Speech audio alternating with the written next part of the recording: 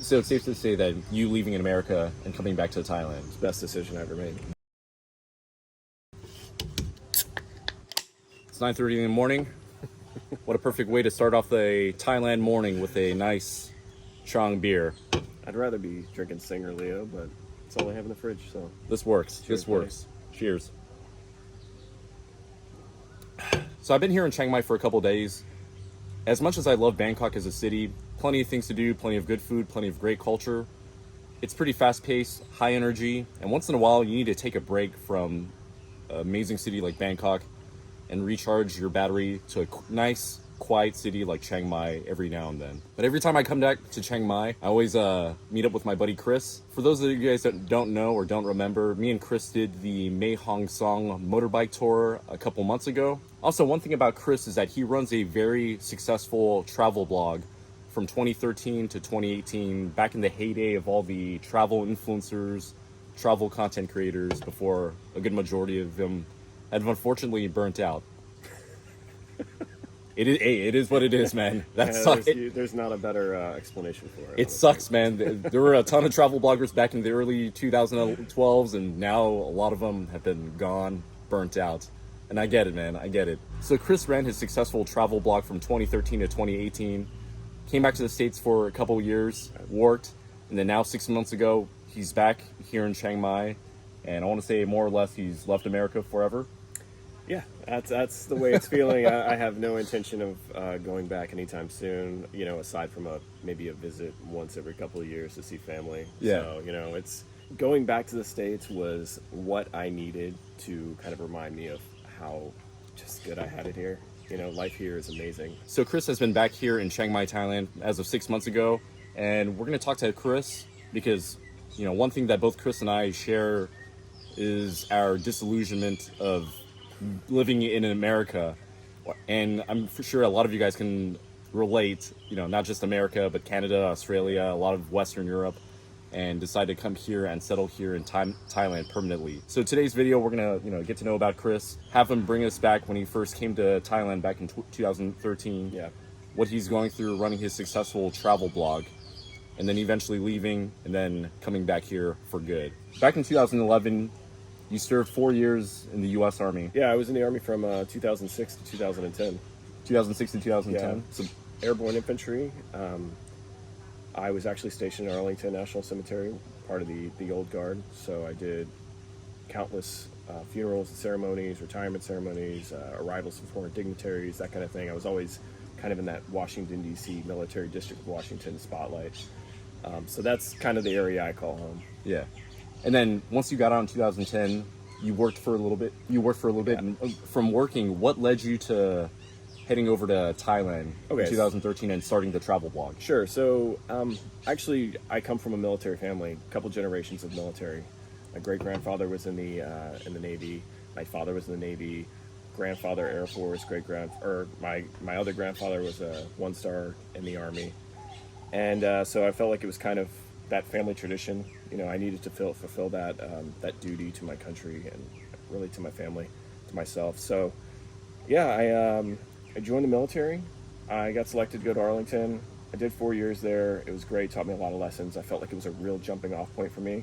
I got out when I was 23 years old in 2010, and I went straight into defense contracting. So I worked kind of in that Beltway, DC Beltway area. Yeah. For 3 years as a young 20-something-year-old. I was an operations manager for a federal contractor, and our main bread and butter was sending Pashto and Dari-speaking linguists to Afghanistan to support Marines in the Army and kind of help them, navigate issues and conversations with the local nationals in Afghanistan. And to get back to your point with the disillusionment, I kind of, at some point during all of this, I started to feel like, my livelihood and everything that I was doing was really reliant on the war.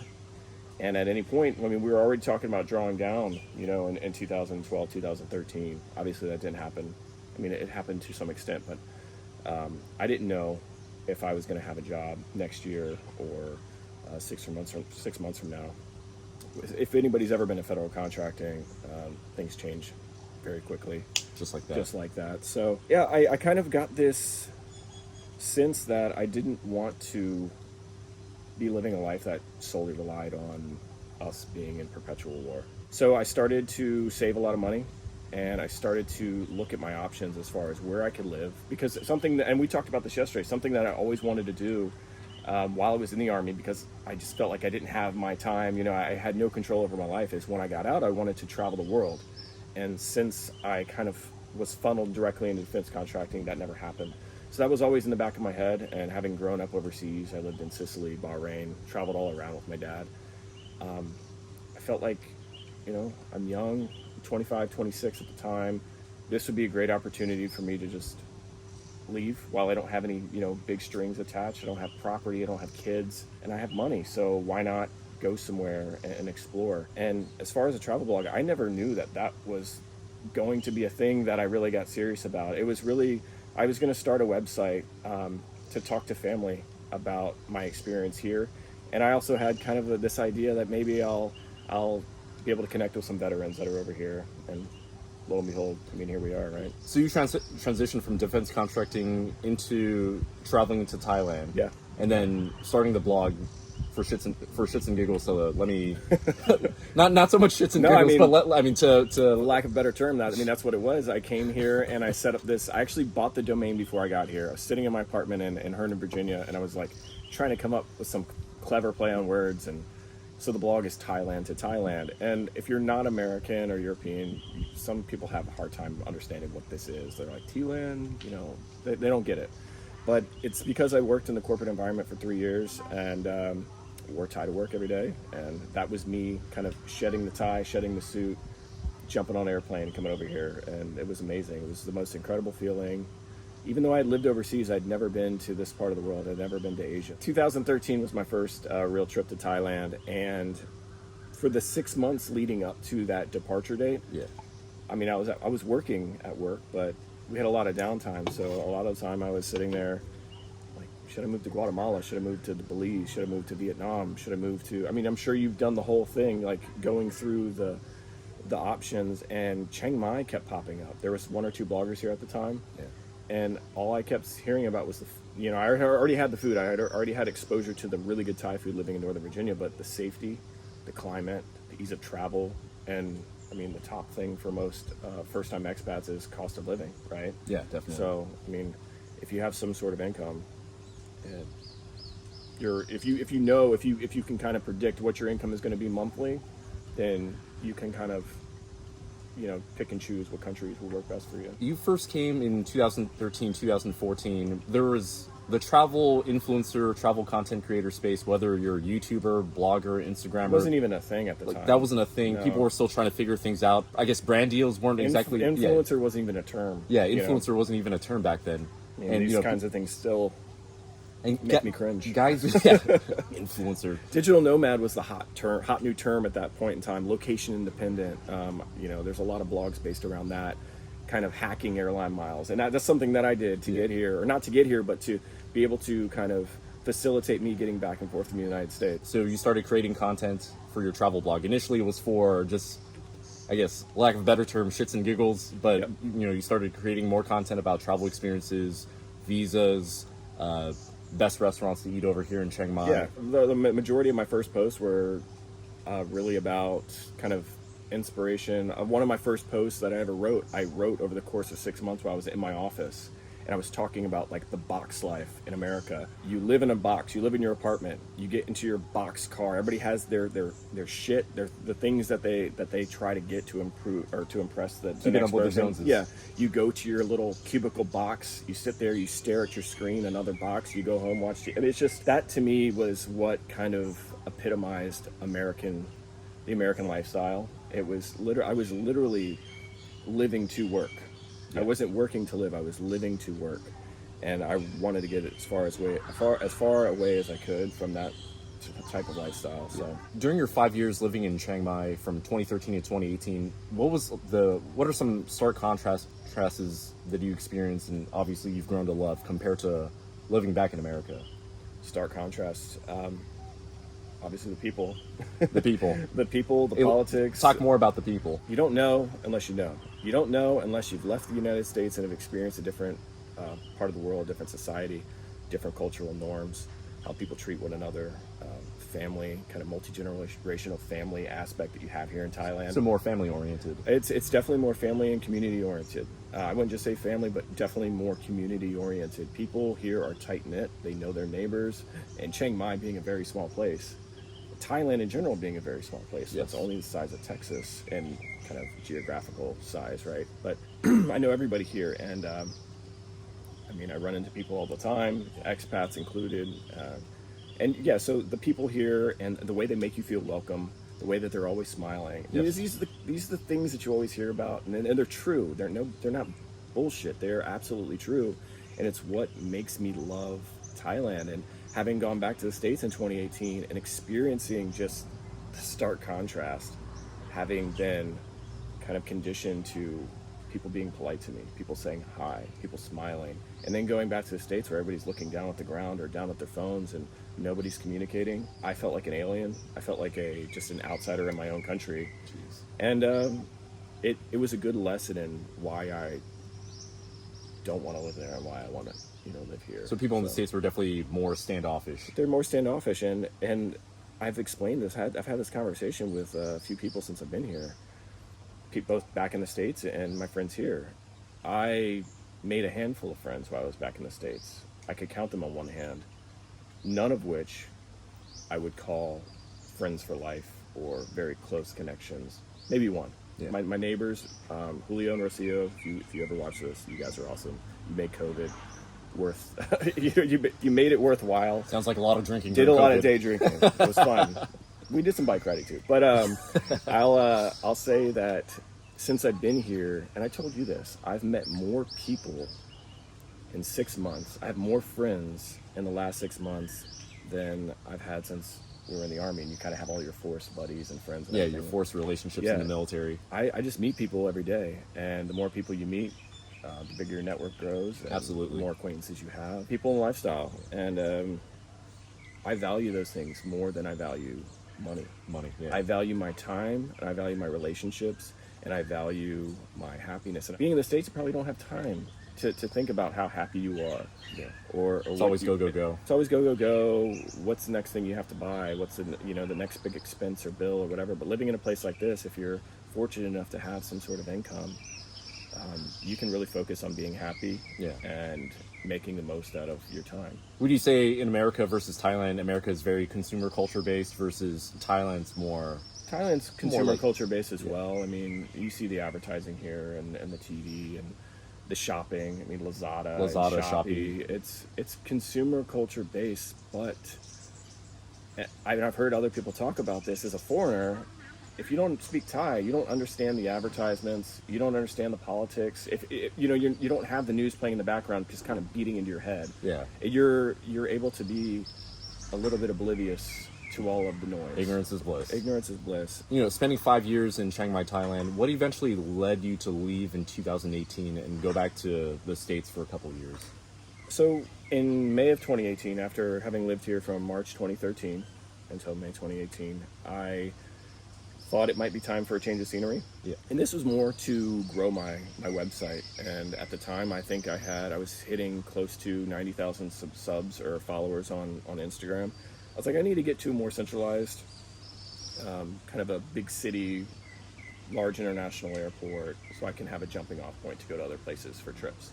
I felt like I could do so many more trips if I was in Bangkok. So I moved to Bangkok, and I lived there for about 6 months.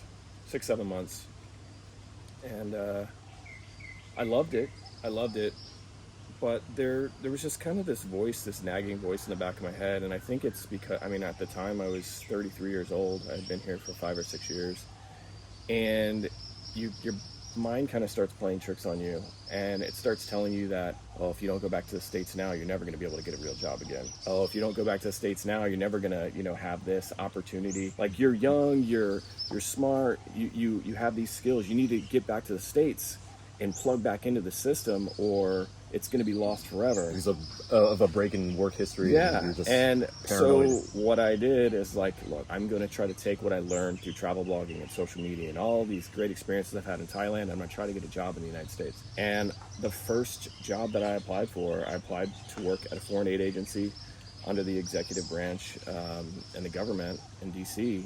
And I had an interview that week. They pretty much hired me on the spot, solely based on what I had learned here through the blog and through social media, which shocked me. Yeah. And they were like, can you come in next week for a meeting with the team? And I said, okay. And it was a trap. Not really. But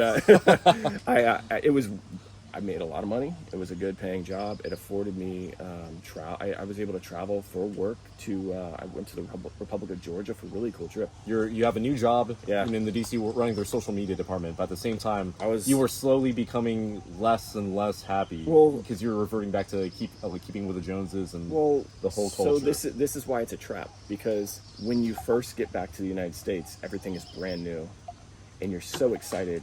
And you get your car, you go out, you buy a car, you get a new place, you get all the furniture, you have carpet under your feet for the first time in 5 years. And that's just like a cozy kind of, it just plugs you back. It's the carpet, damn it. It's like, damn it. It's like, this feels good. This feels great. And it's the material things that kind of rope you in and trap you. And for 6 months, I just dove straight into the work. A lot of stress involved. I was drafting tweets for people in the White House at the time. I was drafting tweets for members of Congress, and it was like, I was like, is this real life? Am I in a movie? Like, this is awesome. Like, this is stuff I see on TV. And then it slowly started to, like, that kind of image slowly started to be chipped away at, and I started to have the same feelings that I had in 2012. And feeling more disillusioned. But also, at the time, look at 2019, 2020, and 2021. COVID, presidential election. It was extremely polarizing. And I was working in an executive branch at the time, right? So everybody had their political opinion. You could not escape anybody's political opinion. You couldn't say how you truly felt without fear of, losing your job, retribution, or being thrown out of a certain group. And I try to stay apolitical in all aspects of life, and especially at work and around friends. I never talk about my political opinion. You've never seen me talk about it on the blog. All I can tell you about myself is I value personal freedom, and I value the ability to express myself without fear of retribution. And I felt like an outsider in my own country, and in the country that I served, and the neighborhood. I lived less than a mile away from Fort Myer and Arlington National Cemetery, and I just felt like I don't belong here. There's something going on. There's something weird. It's crazy because you come from a multi-generational family of American service members, and then with you feel disillusioned after coming from a long. It's kind of family painful. history. It's like this is the country that I love, and I don't feel like it loves me anymore.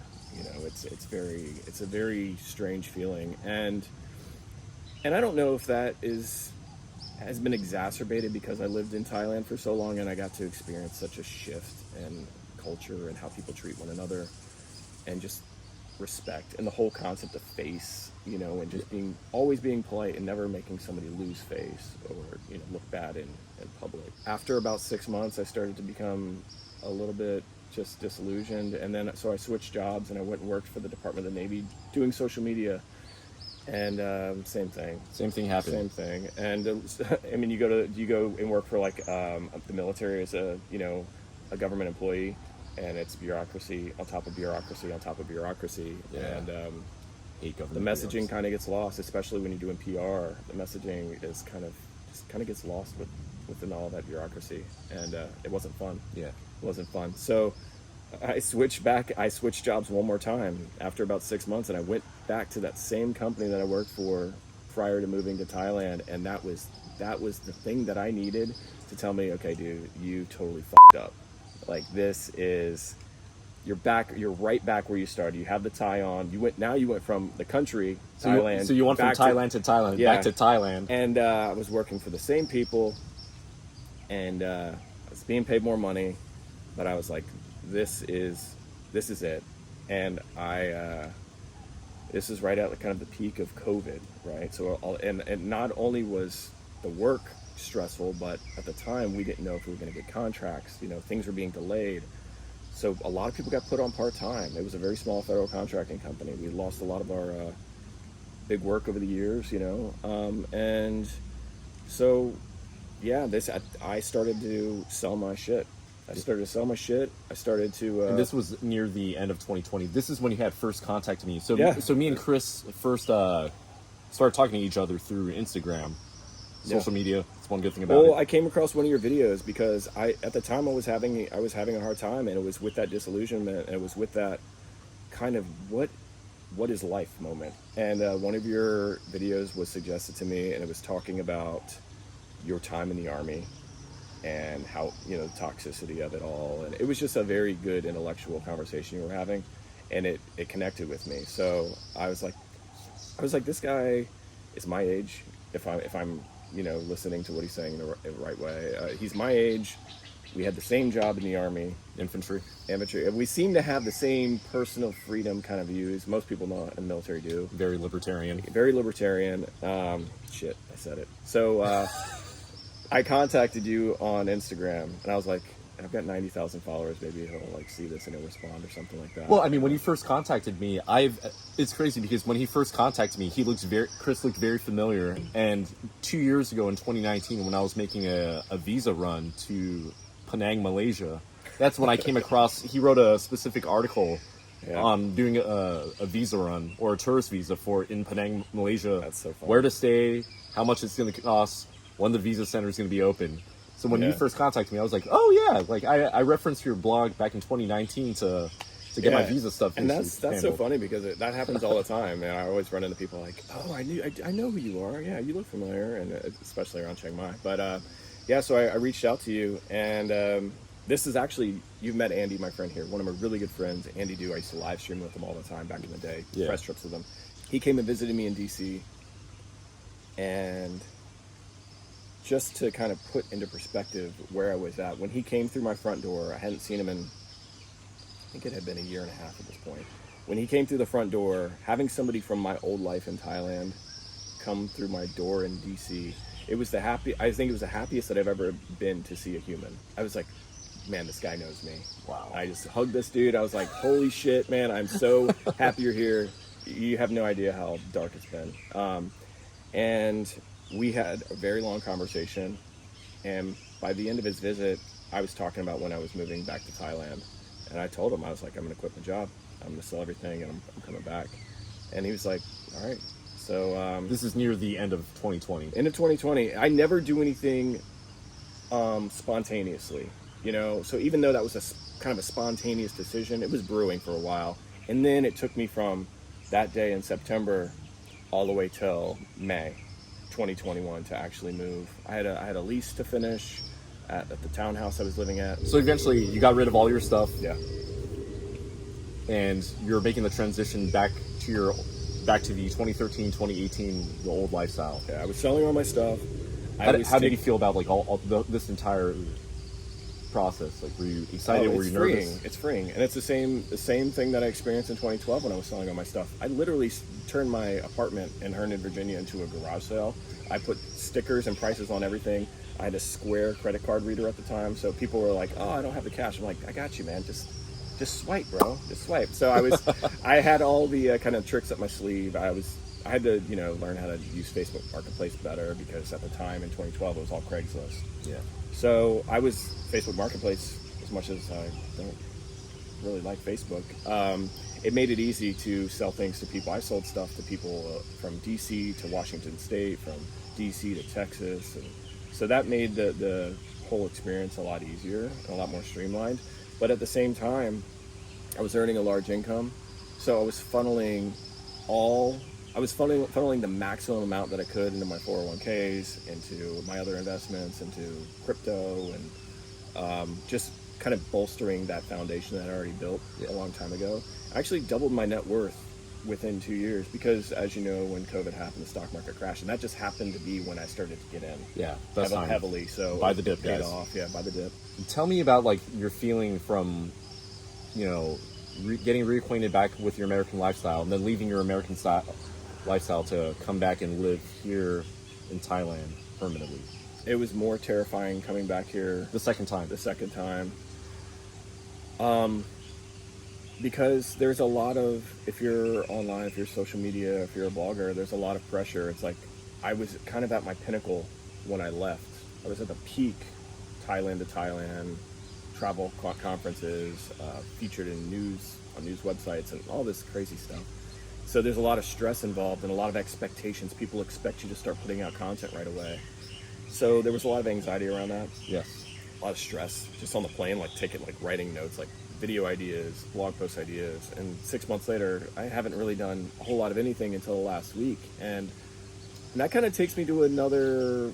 Well, I mean, coming back to Thailand, yeah. did you feel like, you're back, when you came back in May, did you feel like you're back where you're supposed to be, like home? This is home. Absolutely.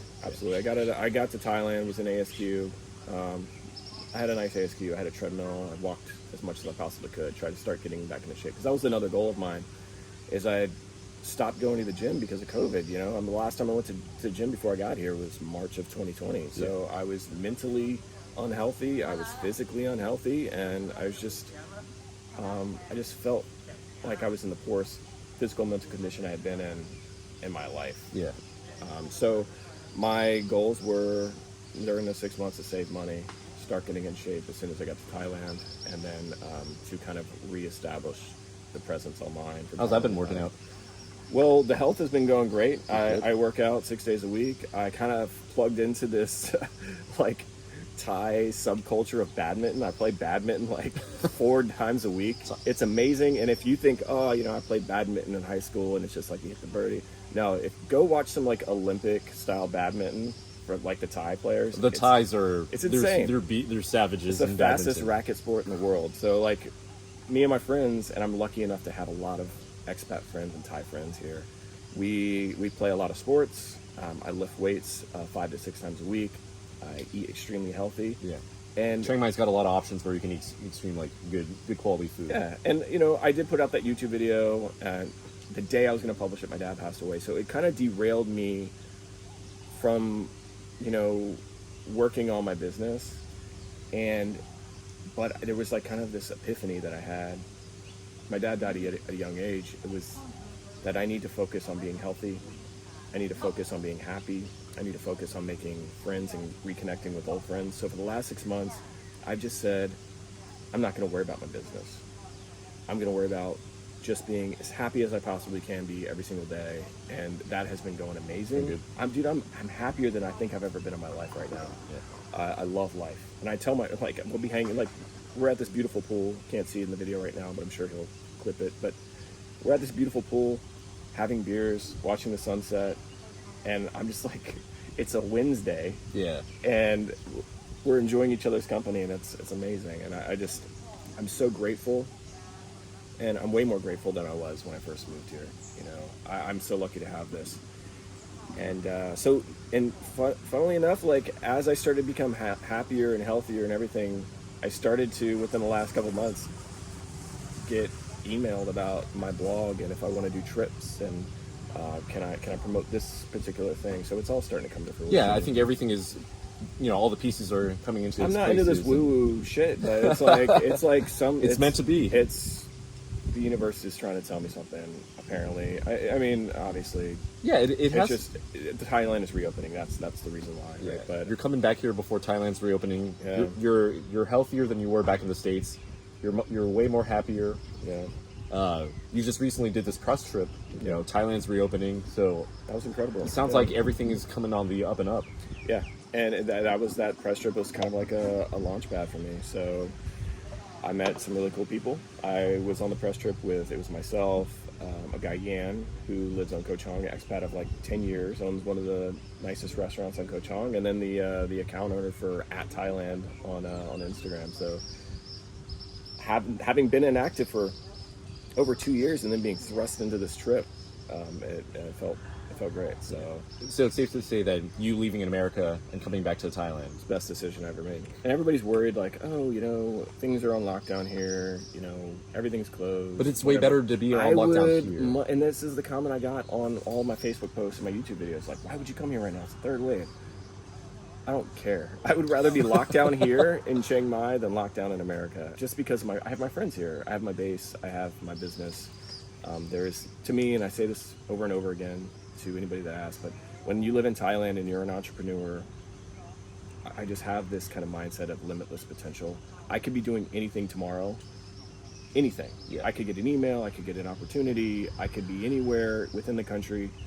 In America, I'm going to my office job and I'm getting off at 5 o'clock and I'm going home and I'm watering my grass and doing the dish. It's not to say that there's no mundane things here, but there, as an entrepreneur, There's more freedom here to create opportunities. You flew up here and we're doing an interview on a Thursday morning at 10:17 and we're drinking beer.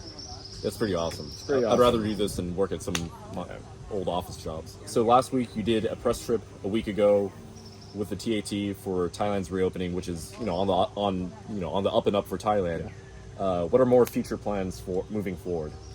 Future plans right now are just getting my engagement back on platforms like Instagram. I have 2 accounts on Instagram, at Thailand to Thailand and at Christopher Lux. And your travel blog as well too. A travel blog, absolutely. And I'm on Twitter, I'm on YouTube. So it's really producing the rest of this content that I've collected, like refining it and putting it out from this press trip. Yeah. That's going to be taking place over the next few weeks. And then from there, I'm already working on the website and the back end, cleaning things up, updating the homepage, getting my email list warmed up again. So Thailand to Thailand version 2. Yeah. Yes. 2.0. So 2.0, let's do it. I've got a friend who's a graphic designer, so there might be some kind of a new look to the blog. But yeah, it's really just getting everything reestablished and most importantly, making sure that I still like doing it. Yeah.